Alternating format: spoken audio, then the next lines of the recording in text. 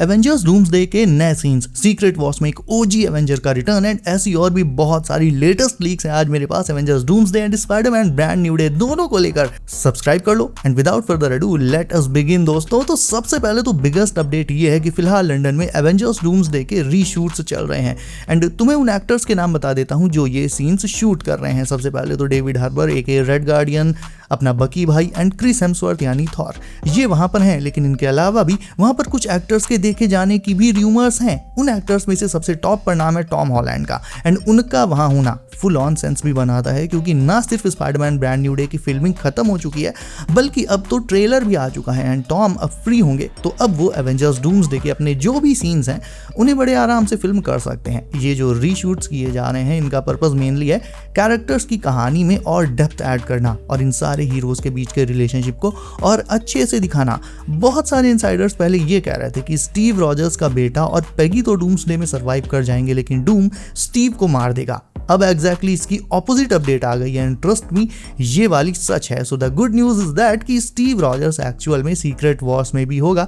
That means वो doomsday survive कर जाएगा। सीक्रेट वॉर्स में स्टीव रॉजर्स का रिटर्न होगा जहां वो बैटल वर्ल्ड में अपनी फैमिली के साथ रीयूनाइट करेगा, यानी लोकी और जीन ग्रे जैसे हीरोज की तरह अब स्टीव रॉजर्स यानी क्रिस इवेंस भी सीक्रेट वॉर्स में आने वाले हैं। तो सीक्रेट वॉर्स की कास्ट भी स्टैक्ड रहेगी, even more so than Avengers Doomsday itself. इसके अलावा सैडी सिंह के रोल को लेकर जिन्हें अभी भी डाउट है, एक बहुत ही ट्रस्टेड इनसाइडर ने कंफर्म कर दिया है कि हाँ भाई वो जीन ग्रे ही प्ले कर रही हैं और साथ ही ब्रूस को ग्रे हल्क में ट्रांसफॉर्म भी वही करेगी। एंड इसके अलावा Hugh Jackman as you know Avengers Doomsday में आ रहे हैं, लेकिन मजे की बात यह है कि उन्होंने सिर्फ 2 हीरोज के साथ ही सीन शूट किए हैं, एक तो टोबी के स्पाइडी के साथ एंड दूसरा ऑब्वियसली डेडपूल। तुम्हें याद होगा 2 दिन पहले मैंने तुम्हें एक अपडेट में ये भी बताया था कि डूम्सडे में जिन हीरोज के रोल्स थोड़े छोटे होंगे सीक्रेट वॉर्स में उन पर ही ज्यादा फोकस किया जाएगा एंड वाइस वर्सा, यानी डूम्सडे में जिन हीरोज के रोल्स बिगर होंगे सीक्रेट वॉर्स में ऑटोमेटिकली उन पर फोकस थोड़ा कम किया जा सकता है। और ये इसलिए ताकि सारे इंपॉर्टेंट हीरोज के रोल्स एंड स्क्रीन टाइम में एक प्रॉपर बैलेंस बना रहे दोनों मूवीज को मिलाकर। अब अभी भी अगर यकीन नहीं हो रहा है तो इन्फिनिटी वॉर और एंड गेम को याद करो, उनमें भी काफी हद तक यही चीज की गई थी।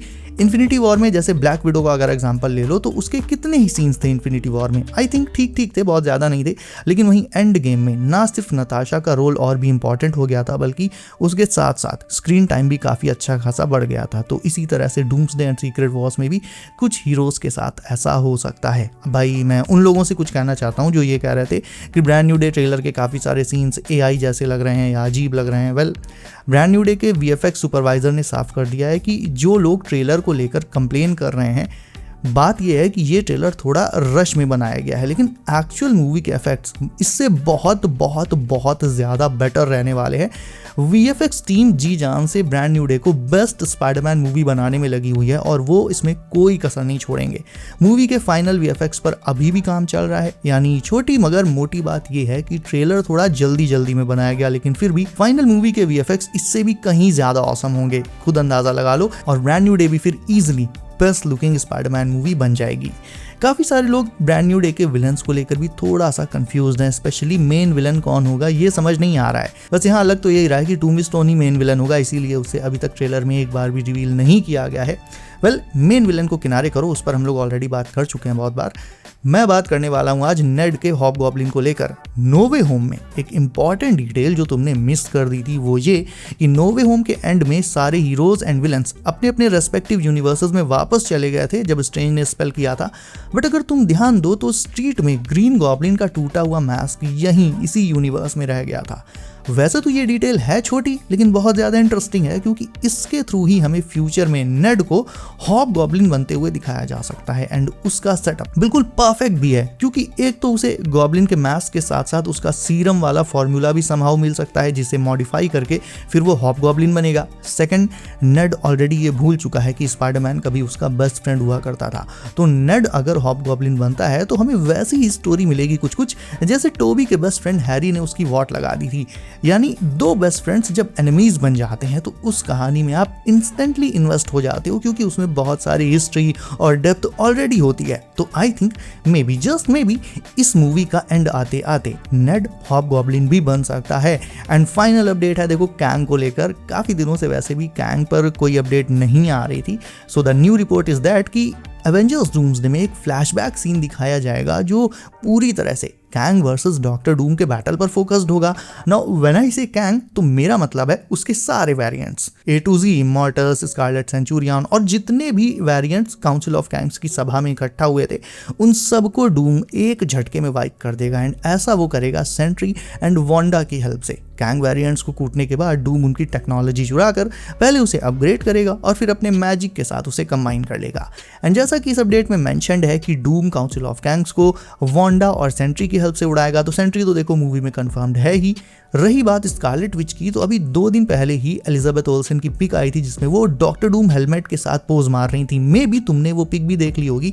तो अल्टीमेटली उस पिक से ही कंफर्म हो जाता है कि वो डूम्सडे में है। इफ तुमने वो पिक नहीं देखी है तो वीडियो देखने के बाद सिंपली गूगल कर लेना Elizabeth Olsen with doctor Doom helmet, मिल जाएगी। So my point is that कि अगर वांडा डूम्सडे में ना होती तो एलिजाबेथ आखिरकार डूम के मास्क पकड़कर पिक क्यों लेती? मतलब मुझे नहीं लगता कि कोई एक्टर इससे सॉलिड कॉन्फर्मेशन दे सकता है अपने किसी मूवी में होने को लेकर।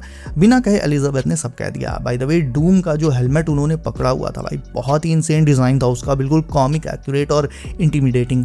अब अगर इस पॉइंट पर अभी भी कोई कंफ्यूज है कि मल्टीवर्स ऑफ मैडनेस में वांडा ने अपने ऊपर माउंट वेंडागोर गिरा दिया था एंड मर गई थी, तो वो वापस कैसे आ रही है? तो देखो डूम के साथ लिल्लू है और फ्रैंकलिन के पास किसी को भी रिजरेक्ट करने की पावर्स हैं। यानी डूम पहले फ्रैंकलिन को लेकर 616 में आएगा और सीधे ऑटो पकड़ेगा माउंट वेंडागोर की। वहां जाकर वो वांडा को फ्रैंकलिन से रिजरेक्ट कराएगा और उसे अपने साथ काम करने बोलेगा। बदले में डूम वांडा को देगा बैटल वर्ल्ड में वो रियलिटी जिसके लिए वांडा कब से मरी जा रही है, उसके दोनों बेटे। ये सुनकर ऑब्वियसली वांडा डूम की साइड हो जाएगी। डार्क होल्ड वांडा ने वैसे भी पढ़ रखी है और तुम्हें याद होगा मल्टीवर्स ऑफ मैडनेस में ये क्लियर कर दिया गया था कि जो भी जादूगर डार्क होल्ड को पढ़ता है, एक बार पढ़ लेता है, उसका करप्ट होना तय है। मतलब वो धीरे धीरे एक हीरो से विलन बन जाता है, फिर चाहे वो वांडा हो या स्ट्रेंज। इसीलिए वांडा डूम के साथ टीम अप करने से पहले 2 बार नहीं सोचेगी और फिर डूम सेंट्री और वांडा जैसे पावरफुल बीइंग्स के साथ सारे कैंग वेरिएंट्स को इजीली वाइप कर देगा, जिससे अल्टीमेटली वो मल्टीवर्स सागा के बिग बैड के तौर पर एस्टैब्लिश हो जाएगा एंड कैंग की कहानी को भी वहां से एक प्रॉपर क्लोजर मिल जाएगा। और यहाँ पर जब मैं बोल रहा हूँ सेंट्री तो दैट मीन्स दी वॉइड, क्योंकि उस टाइम पर सेंट्री अपने वॉइड वाले पर्सोना में होगा एंड डूम उसे मैनिपुलेट करके उसे यूज कर रहा होगा एंड बाद में येलेना और प्रोफेसर एक्स मिलकर सेंट्री के दिमाग में जाकर उसकी वॉइड वाली पर्सोना को खत्म करेंगे, जिससे वो वापस से हीरोगिरी में उतर आएगा एंड एवेंजर्स की साइड हो जाएगा। एंड एक साइड अपडेट भी आई है जिसे बताना बहुत जरूरी है एंड इस पॉइंट पर काफी ज्यादा सेंस भी बनाता है। एक्चुअल में सुनने में ये आया है कि मार्वल वाले घोस्ट राइडर से रिलेटेड एक स्पेशल प्रेजेंटेशन या फिर एक मूवी प्लान कर सकते हैं, ऐसा हो सकता है। और इस पॉइंट पर ये इंपॉर्टेंट इसलिए है क्योंकि एवेंजर्स डूम्सडे में ये कई बार बोला जा चुका है कि घोस्ट राइडर आएगा और उसकी एंट्री बहुत एपिक होगी। और जितनी भी ओवरऑल नई नई लीक्स और र्यूमर्स आ रही हैं, लाइक जैसे रायन गॉसलिंग घोस्ट राइडर का रोल प्ले कर सकते हैं और बाकी सारी र्यूमर्स, तो उनके अकॉर्डिंग ये चीज़ कहना सेफ होगा कि ओजी घोस्ट राइडर यानी निकोलस केज का घोस्ट राइडर वो अब शायद से रिटर्न नहीं मारेगा। उसकी जगह एक रीबूटेड प्रॉपर नया घोस्ट राइडर आएगा जो कि आगे MCU में नेक्स्ट सागा में कंटिन्यू कर सके। और क्योंकि अगर घोस्ट राइडर स्पेशल प्रेजेंटेशन या फिर घोस्ट राइडर की एक नई मूवी अगर इस पर प्लानिंग चल रही है तो एवेंजर्स डूम्सडे से बेटर कोई मूवी हो नहीं सकती जिसमें नए घोस्ट राइडर को इंट्रोड्यूस किया जाए। तो तुम क्या चाहोगे, ओजी घोस्ट राइडर का रिटर्न हो या फिर प्रॉपर एक नया घोस्ट राइडर आ जाए? ये मुझे अब तुम कमेंट करके बताओ। इसके अलावा वीडियो को अभी तक लाइक नहीं किया है तो उसे भी अभी लाइक करके चैनल कर लो सब, नोटिफिकेशंस को ऑल पर डालना बिल्कुल न भूलना ताकि आने वाली latest MCU leaks and updates तुमसे कभी भी मिस ना हो। सो बी सेफ गाइस, अपना ख्याल रखिए आप। मेरा नाम है Himanshu and as always I will see you in next one.